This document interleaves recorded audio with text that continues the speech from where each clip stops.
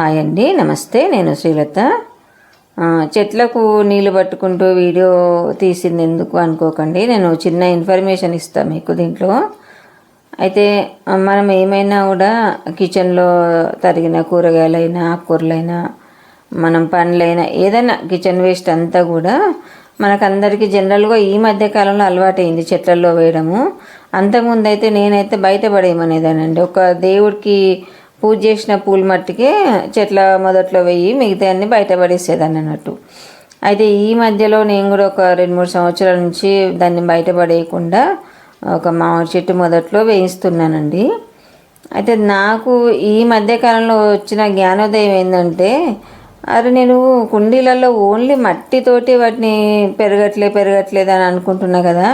ఈ kitchen waste compost అంతా కూడా సాయిల్లో మిక్స్ చేసి వేస్తే ఎంత బాగుంటుంది కదా అని అనిపించి ఫస్ట్ అయితే ఒక బకెట్లో పెట్టేసి మారేడుదళం చెట్టు పెట్టానండి. ఆ మారేడుదళం చెట్టు పెట్టాను, చక్కగా వచ్చింది. దాంతోపాటు ఆ మట్టిలో వచ్చిన ఒక తులసి చెట్టు కూడా వచ్చిందండి. రెండిటికి రెండు మంచిగా ఇట్లా గ్రోత్తోనే వచ్చినాయండి. సరే, అది అయిపోయింది. అది ఒక 2 నెలల కింద జరిగింది. మొన్న ఏమైందంటే ఈ టమాటా చెట్టు ఒకటి దాంట్లో వచ్చిందండి.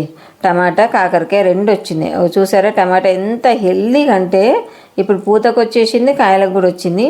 దాన్ని మెల్లగా అదే ఇంకొక కుండీలో పెట్టి కొంచెం ఆ కంపోస్టును మళ్ళీ కొంచెం సాయిల్ కలిపి ఆ చెట్టు మెల్లగా తెచ్చి దీంట్లో పెట్టానండి. చక్కగా హెల్దీగా కాయలకు కూడా వచ్చేసింది. అలాగే కాకర చెట్టు కూడానండి.